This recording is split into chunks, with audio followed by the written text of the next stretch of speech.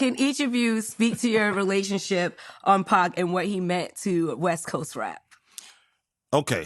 Can I start? I've been talking all day. Go right ahead, Scorpio. All right, so make a long story short, no, Tupac, man, just to know him was, just to know that he even knew about me. So I seen him mention E40 and the Click on the shout outs on Strictly for My Niggas. Mm-hmm. And I was like, everybody was hitting me. They say, man, Tupac shout you out. And I was like, what? He know about me? Right. And so then the boy Richie Rich, you familiar with Richie Rich? Yeah. Richie Rich from the Bear? Yeah. So we together one day at an event, and he was like, Fody, I meant to tell you. Mm-hmm. Tupac want me to give you his number and woo, right? I say, Tupac? He's like, yeah. You understand me? I say, thank you, bro. You know what I'm saying? I love him for this to this day, because he could have goaltended. He could have, like, man, I ain't finna get this motherfucker Tupac number. You know what I'm saying? So I called Pac, and he hit me back. Fody, what's up? That was all I needed to hear. That was 1992. That's all I needed to hear was his voice, and we was locked in. Next thing you know, we hook up. We was at Jack the Rapper. I wish I had those pictures. Me, him, the boy Tretch. Understand me, from Naughty by Nature. We didn't take pictures back then. We didn't do that back then. I know. I wish we did, because we had on Carl Kanai, the sleeveless vest. All of us, right? With the little metal plate. Yeah, exactly. With the metal plate, bro. All of us. Me, Be Legit, D-Shot, all of us. We out there deep. And we all had the same kind of gear, but different colors. You understand me? That was that. Then he came to my Practice Looking Hard video. And there was just so many other gatherings that we did where we kicked it and just like got hella drunk and shit, and just, you know what I mean? Like, if he fucked with you, he fucked with you. And what he meant to me was he was uplifting to females and the urban community as well. And everybody. I mean, no other rapper spoke highly about females like he did. Keep your head up. Brenda's got a baby. Dear Mama. All this stuff. LL did. But LL did, and I love LL. He's a legend. I love it. For sure. But what it is, but Pac did it. LL did it in his way. Sometimes and Pac did it in his way. You understand me?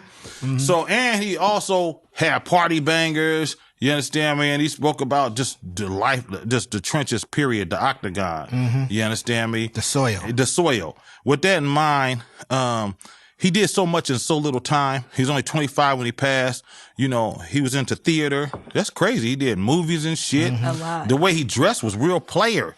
You know, back then he was, you know, he was a cold dresser. You know what I'm saying? The whole woo-wop. And just lyrically, he was dope as hell, you know, and his audience and his fan base was tremendous. And his work ethic, he'd go in there, like when we did, let's say, for instance, let's go say Dusted and Disgusted. No, let's do We Ain't Hard to Find on his album, his biggest album, All Eyes on Me. With me, Be Legit, D-Shot, Richie Rich was there, and Sebo. We all was at Can-Am Studio. Pac would come over there, check on us. As soon as he get there, he write his lyrics to the song. Mike Mosley produced it and shit. Okay. Then you got Rick Rock down the hall in another studio doing trading war stories for Sebo. Pac go down there and knock them verses out. You understand me? So he's going from room to room, checking on us, and then he come in there, y'all done? And I'm like, man, we don't write as quick as you, bro. He write hella quick. So just being part of All Eyes on Me was amazing. That's one of the biggest selling albums in hip hop. You understand what I'm saying? I was on that thing. You understand me? When we did $1 Million Spot, when we did Dusted and Disgusted, he in there, he wrote his fucking lyrics, smoked a blunt and drunk some Hennessy, and had his lyrics done in 15 minutes and shit. I'm sitting up here scratching my head trying to get my bars, because I rap fast, you know what I'm saying? So it took me a long time to write my shit, but I got it done, and that shit became a classic. But R.I.P. to Pac, legendary. I was gonna say, you're getting kind of long-winded, bro. Yeah, I do. I'm from the Bay. I talk your ears off. You still from the Bay? I'm from the nigga. I'm from East Oakland. I've never been from the Bay. Okay. I'm from East Oakland. Oh, you ain't never been from the Bay? They're hearing you now. They're going from East Oakland. I'm from Vallejo, California. I'm not from West Oakland. I'm from Vallejo, California, the Yay area. You don't got to cross I am the ambassador of the Bay. You don't got to cross no bridge to get to Rico. You got to come. You ain't got to cross no bridge. Bridge and tunnel. You from Vallejo? We getting into the bridge and tunnel. Check this out. We getting into bridge and tunnel. See, I got in trouble for this. Check this out. For dissing bridge and tunnel people. Check this out. That Vallejo Mare Island water. water where you catch that ferry and you're right there in Frisco in 15 minutes. You understand me? That's the same shark infested waters where they found Humphrey the humpback whale. Who lost his way? He lost his way. Look that. You see, you don't even know nothing about that because you was in Atlanta at the time when Humphrey the humpback whale was there. I know all about the whale. He's not the only whale that got lost in the bay, by the way. Let me just clarify a few things. Like this is why I be talking shit. Cause oh shit! I gotta once again, some mango scottle. I am really into big homie when it comes to like bay shit. Now, before I go big homie, I gotta tell this pre-story first. Ice Cube, 1989. We on the Straight Outta Compton tour, and you're on tour, right? When you're on tour, you kind of click up, little clicks form. So I fuck with Cube on tour. That's my nigga. Whatever, however, DLC was my nigga. Like, Easy was my nigga on tour, but Cube was my guy. And when the tour was over and the friction started with NWA, that shit divided like who you with. And I remember Ren saying, man, I'm finna stick with Eric. I remember Cube telling Ren, nigga, come on, nigga, let's go. And Ren was like, no, I'm finna stick with Eric. DOC, they all like Layla, all these my niggas, they always like, man, I'm sticking with E. I'm sticking with the company. And Cube quit. And the very next year when he dropped America's Most Wanted and went on tour, who was right there with him? Too Short, Ice Cube on tour. Like all that shit, like who gonna roll with Easy, who gonna roll with Dre?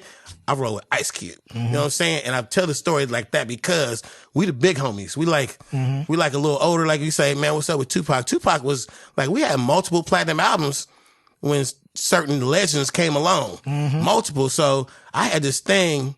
I fuck with Earl. Earl's bigger and more prominent than most of them. And he was connected to my street niggas. But the rest of them, I was like the big homie. So I'm sitting around, I'm platinum and shit. I don't care who you kind of pulled up and was. You could name the whole list of them. I'm like, I'm the first. And I'm like, nigga, like I'm hanging with street niggas. I'm like, nigga, I ain't fucking with you little rap niggas. Like, like it wasn't even personal because I love Pocket.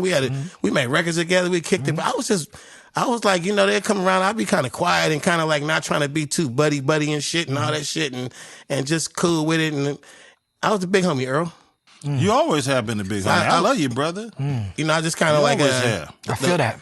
The love that I have for a guy like that was like big brother kind of love. Like I'm like, y'all wild out, y'all do all that and that. And I'm like, just over here trying to kind of in a it ain't real, but just kind of trying to play. I'm bigger, nigga. I'm like, right, I understand. Just out of age and out of I was here first, that type of shit. So I was playing that role. As you can see, both of these niggas can talk forever. I ain't saying nothing for 25 minutes.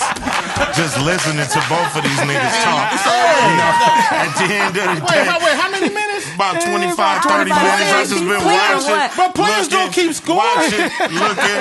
You counting the minutes? Hey, nigga, I'm guesstimating. But look, but check it out. Let's go. I met Pac. He was still part of Digital Underground. And he was just, the cool young nigga. We was both, the young niggas around the group, so we would hang and kick it and shit, and just had real cool camaraderie, you know what I'm saying? And he would always tell me like, this digital shit is cool, man, but, I want to do records like y'all, he said, cause where I live at, this shit is fucked up, you know what I'm saying? And,